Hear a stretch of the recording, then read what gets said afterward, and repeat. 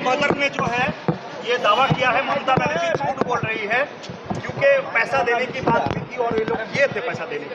ममता बनर्जी जी एक भी सच बात नहीं बोलती है, वो सबको मालूम है।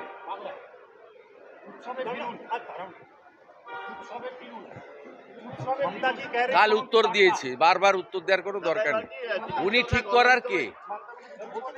উনি ঠিক করার কে? উনি ঠিক করার কে?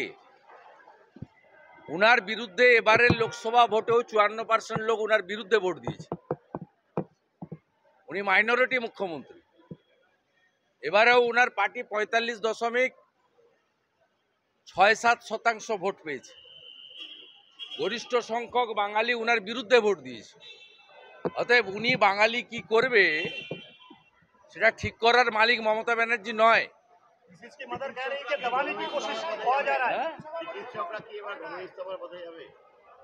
চিকিৎসকরা কি করবেন? চিকিৎসকদের নিজস্ব বুদ্ধি, বিবেক এবং তাদের দৃঢ়তা, সাহসিকতা সবটাই আছে। তার জন্য বিরোধী দলনেতা বা কোনো রাজনৈতিক নেতা বা মিডিয়াকে ওদের উপদেশ বা অ্যাডভাইস করার কোনো প্রয়োজন নেই। দে আর কম্পিটেন্ট এনাফ। তারা যে লড়াইটা 1 মাস ধরে দিচ্ছেন, এই লড়াইটা তারা শেষ পর্যন্ত দেবেন। তাই গতকাল লেট নাইটে তাদের যে ডিসিশন, আইন তৈরি হয় মানুষের জন্য। অর্থাৎ সেই মানুষ যদি মনে করে যে আইন মানুষের পক্ষে যাচ্ছে না, মানুষ যে কোনো সিদ্ধান্ত নিতে পারে, তাই আমি কলকাতা এয়ারপোর্টে ফ্লাইট ধরার সময় স্যালুট করে এসেছি জুনিয়র ডাক্তারদের গতকালের সিদ্ধান্ত।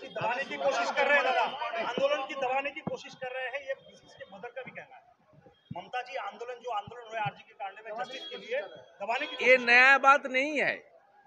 ममता बनर्जी इधर है मुसलमान वोट और पुलिस का द्वारा पूरा बंगाल में पुलिस को गुंडा बनाया और गुंडा को संरक्षण देना ममता बनर्जी का काम है। यहाँ से 50 किलोमीटर दूर चापड़ा है, वहाँ जो जेसीपी का हादसा हुआ ना, सब पूरा देश देखा। वो कौन था? वो हमीदुर रहमान का गरीबी आदमी।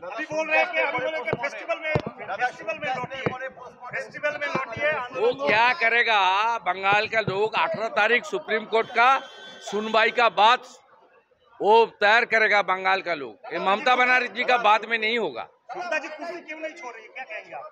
ममता जी कुर्सी क्यों नहीं छोड़ रही, आप लोग दबाव दे रहे हैं? नहीं, कुर्सी छोड़ने का तो उसका तो शर्म नहीं है। मेरा पास नंदीग्राम में उन्होंने चुनाव हारी, उसका बाद भी हारने का बावजूद भी चीफ मिनिस्टर बनी, उसका तो शर्म पहले से ही नहीं है। আমি সবাই দেখেছে লাইভ, আমি আলাদা করে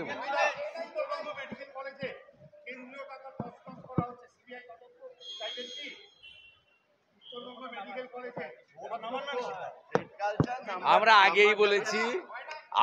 আগেই বলেছি শিক্ষা খাদ্যের থেকেও বড় দুর্নীতি হয়েছে স্বাস্থ্যে। আমরা আগেও 2 বছর ধরে বলেছি শিক্ষা গেছে জেলে, খাদ্য গেল জেলে, এবার স্বাস্থ্য যাবে জেলে। ও স্বাস্থ্য যখন জেলে যাবে তার বাইরে উত্তরবঙ্গ মেডিকেল কলেজ নয়। আপনি আরজি করে ভাবতে পারেন 800 টাকা দামের খাট 30,000 টাকা দিয়ে কিনেছে চোর সন্দীপ ঘোষ।